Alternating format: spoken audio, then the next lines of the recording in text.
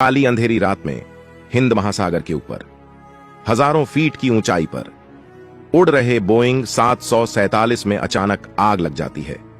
धुएं की वजह से प्लेन में सवार 140 पैसेंजर का दम घुटने लगता है और आग से बचने के लिए वह चिल्लाते हुए प्लेन के अगले हिस्से की तरफ भागते हैं। कॉकपिट में बैठे पायलट प्लेन को किसी तरह प्लेन को सागर के बीचों बीच मौजूद एक आइलैंड पर पहुंचाने का कोशिश करते हैं, लेकिन वह आइलैंड प्लेन से काफी ज्यादा दूर होता है।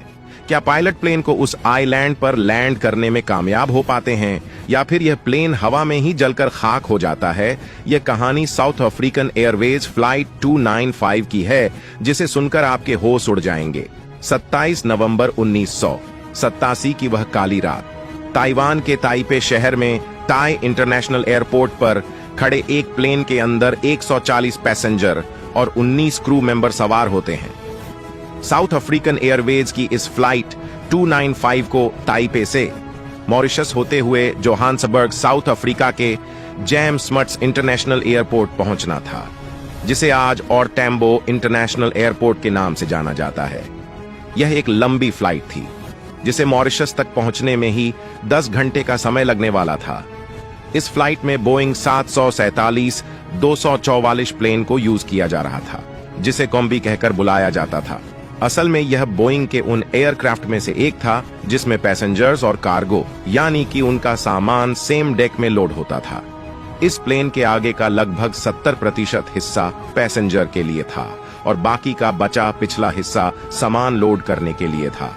फ्लाइट 295 की कमान 49 साल के कैप्टन डेविड जैकबस यूज के हाथों में थी, जिनके पास 13,843 घंटों का फ्लाइंग एक्सपीरियंस था। डेविड के साथ फर्स्ट ऑफिसर की जिम्मेदारी 37 साल के डेविड टवेल के कंधों पर थी, जिनके पास 7,362 घंटों का फ्लाइंग एक्सपीरियंस था। पायलट के अलावा केबिन में 45 साल के गस्पी जॉय बैलगाड़ा भी मौजूद थे, जिन्होंने फ्लाइंग इंजीनियर की कमान संभाली हुई थी और उनके पास 7,804 घंटों का एक्सपीरियंस था। अब क्योंकि यह बहुत लंबी फ्लाइट होने वाली थी, इसीलिए इसमें रिलीफ फर्स्ट ऑफिसर के तौर पर 37 साल के जियो फ्रीबेकल और SA रिलीफ फर्स्ट इंजीनियर 34 साल के एलन डेनियल मौजूद थे। सारी फॉर्मेलिटी पूरी होने के बाद रात में करीबन 10:15 पर इस प्लेन को रनवे की तरफ पुश करने की प्रक्रिया शुरू होती और करीबन 10:25 पर यह प्लेन ताइपे से टेक ऑफ कर जाता है। टेक ऑफ एकदम स्मूथ होता है, जिसके बाद करीबन आधे घंटे में यह प्लेन अपने क्रूजिंग एल्टीट्यूड को हासिल कर लेता है और जैसा प्लान किया गया था उसी रूट को फॉलो करते हुए यह प्लेन हांगकांग, बैंकॉक और क्वालालंपुर को क्रॉस करते हुए अपनी मंजिल की तरफ बढ़ जाता है। टेक ऑफ के करीब 90 मिनट बाद पायलट जोहान्सबर्ग में मौजूद साउथ अफ्रीकन एयरवेज के रेडियो स्टेशन को रूटीन कॉल करते हैं और उन्हें अपनी पोजीशन और वह फ्लाइट कंडीशन के बारे में अपडेट करते हैं। यहाँ तक सब कुछ एकदम परफेक्ट तरीके से होता है और प्लेन में किसी भी तरह की कोई खराबी और दिक्कत महसूस नहीं होती है। प्लेन में डिनर और ड्रिंक सर्व की जाती है। सभी पैसेंजर डिनर करते हैं और उसके बाद सभी पैसेंजर्स आराम से सो जाते हैं। इसके बाद प्लेन के केबिन क्रू को भी डिनर सर्व किया जाता है और कॉकपिट वॉइस रिकॉर्डर द्वारा रिकॉर्ड किए गए वॉइस से पता चलता है कि डिनर करने के दौरान ही पायलट को पहली बार प्लेन में कोई गड़बड़ महसूस होती है और यह कोई छोटी मोटी गड़बड़ नहीं थी, बल्कि प्लेन में आग लगने का संकेत था, जिसको सबसे पहले फ्लाइट इंजीनियर गस्पी जोई बाल गार्डन आइडेंटिफाई करते हैं। वे पायलट्स को बताते हैं कि प्लेन के कार्गो में आग लग गई है, जो पैसेंजर केबिन के ठीक पीछे मौजूद है। अब क्योंकि कॉकपिट वॉइस रिकॉर्डर फ्लाइट के सिर्फ आखिरी 30 मिनटों की वॉइस रिकॉर्ड करता है, तो इससे यह साफ पता चलता है प्लेन में गड़बड़ होने से पहले फ्लाइट अपने शुरुआती 7.5 घंटे का सफर पूरा कर चुकी थी और इस बात की पुष्टि पायलट ऑफ मॉरिशस के एयर ट्रैफिक कंट्रोलर के बीच हुई बातचीत के वॉइस रिकॉर्ड से भी हो जाती है, क्योंकि पायलट ने प्लेन में आग लगने की बात मॉरिशस के ATC को बताई थी, न कि थाईलैंड या मलेशिया के ATC को। मगर सवाल यह उठता है कि पायलट ने तो अपना डिनर फ्लाइट टेक ऑफ करने के 1.5 घंटे बाद किया था और अगर प्लेन में आग उस समय लगी थी तो फिर यह फ्लाइट अपने सफर के आखिरी 30 मिनट तक कैसे पहुंची? क्योंकि किसी प्लेन में अगर आग लग जाए तो उसे फैलने में चंद मिनटों का टाइम लगता है। ऐसे में इस आग लगे हुए प्लेन का 6 घंटे लगातार फ्लाई करना नेक्स्ट टू इम्पॉसिबल था। तो प्लेन में आग कब लगी थी टेक ऑफ करने के 1.5 घंटे बाद या फिर मॉरिशस पहुंचने से आधा घंटा पहले, यह रहस्य आज तक सुलझ नहीं पाया। लेकिन हम यह मानकर चलते हैं कि प्लेन में आग मॉरिशस पहुंचने से आधा पहले ही लगी थी। पर जैसे ही क्रू को प्लेन में आग लगने के बारे में पता चलता है, वह तुरंत इसे समझने और बुझाने के तरीकों को खोजने लगते हैं। मगर इससे पहले कि वो कोई एक्शन ले पाते, यह आग प्लेन की इलेक्ट्रिकल वायरिंग में फैल जाती है। इस बीच पायलट मदद मांगने के लिए मॉरिशस के कंट्रोल टावर से कनेक्ट करते हैं और उन्हें अपनी कंडीशन के बारे में बताते हैं। प्लेन के कैप्टन एटीसी को इंफॉर्मेशन करते हैं कि प्लेन में आग लगने की वजह से वो प्लेन की ऊंचाई को कम करके 14,000 फीट तक लेकर आ रहे हैं। पायलट की बात सुनकर एयर ट्रैफिक कंट्रोलर तुरंत ही फुल इमरजेंसी डिक्लेयर कर देता है। इस समय प्लेन मॉरिशस से 200 मील की दूरी पर होता है। प्लेन के कैप्टन और उनके बाकी साथियों को अच्छे से मालूम होता है कि उन्हें जल्द से जल्द किसी करीबी लोकेशन पर लैंड करना होगा, क्योंकि आमतौर पर जब किसी प्लेन में आग लगती है तो पायलट के पास प्लेन को लैंड कराने के लिए सिर्फ 20 मिनट का समय होता है। और क्योंकि महासागर के ऊपर उड़ रहे इस प्लेन की सबसे नजदीकी लोकेशन मॉरिशस थी, इसीलिए पायलट किसी भी तरह वहां पहुंचने का प्रयास करते हैं। अब यहां यह सवाल उठता है कि इस प्लेन में आग कैसे लगी। वेल, इसका सटीक जवाब तो आज तक किसी को नहीं मिल पाया, लेकिन इसके पीछे की वजह साउथ अफ्रीका की सरकार को माना जाता है। अब ऐसा क्यों, चलिए आपको समझाते हैं। असल में 1987 के दौरान साउथ अफ्रीका और उसके पड़ोसी देश अंगोला के बीच एक जबरदस्त युद्ध चल रहा था और युद्ध के लिए साउथ अफ्रीकी सेना को बड़ी मात्रा में हथियारों की जरूरत पड़ रही थी। लेकिन दिक्कत यह थी कि साउथ अफ्रीका पर उस समय आर्म्स एम्बार्गो यानी कि शस्त्र प्रतिबंध लगा हुआ था। इसका मतलब था कि साउथ अफ्रीका अपनी मिलिट्री के लिए दूसरे देशों से हथियार इंपोर्ट नहीं कर सकता था। अब इस सिचुएशन में साउथ अफ्रीकी गवर्नमेंट ने एक ऐसा कदम उठाया जिसके बारे में कोई सोच भी नहीं सकता था। उन्होंने हथियारों के डीलर्स के साथ गैर कानूनी तरीके से कॉन्ट्रैक्ट करके कमर्शियल पैसेंजर एयरक्राफ्ट के जरिए हथियारों को ट्रांसपोर्ट करना शुरू कर दिया।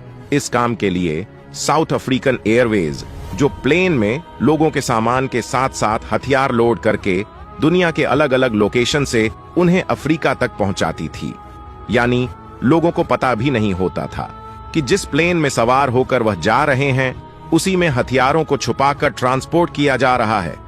उन हथियारों में मिसाइल गन्स और कई तरह के हाईली फ्लेम केमिकल शामिल होते थे। इस तरह अपने मकसद के लिए गवर्नमेंट सैकड़ों पैसेंजर्स की जिंदगी खतरे में डाल रही थी, क्योंकि इस तरह के हथियारों को कमर्शियल पैसेंजर एयरक्राफ्ट में ट्रांसपोर्ट करना बहुत ज्यादा रिस्की माना जाता है। और इस काम में साउथ अफ्रीका सरकार के साथ साथ इस एयरलाइन के कई टॉप ऑफिशियल्स भी शामिल थे। इसी के चलते ऐसा अनुमान लगाया कि फ्लाइट 295 में भी इन्हीं हथियारों की वजह से आग लगी होगी।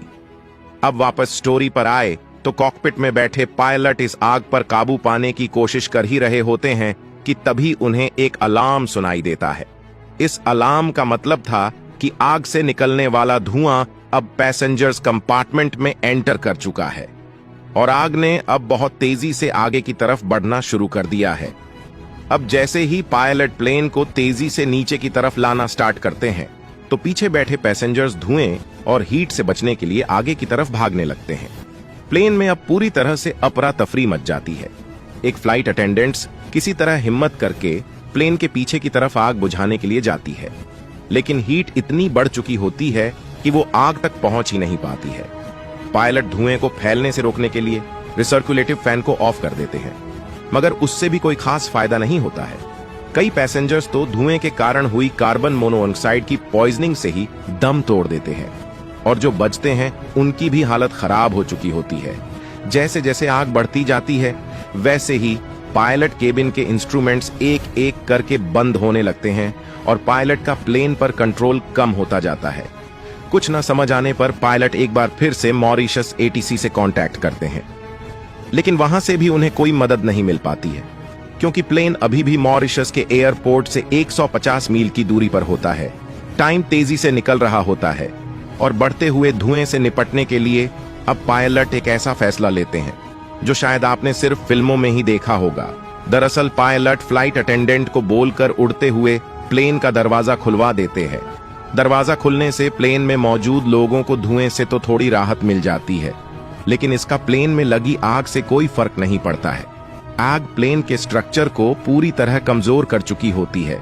पायलट अपनी तरफ से पूरी कोशिश करते हैं, लेकिन चाहकर भी यह प्लेन को एयरपोर्ट तक नहीं ले जा पाते हैं और सुबह के 4:07 पर फ्लाइट 295 मॉरिशस एयरपोर्ट से 100 मील दूर 3 टुकड़ों में टूटकर हिंद महासागर के गहराइयों में समा जाता है।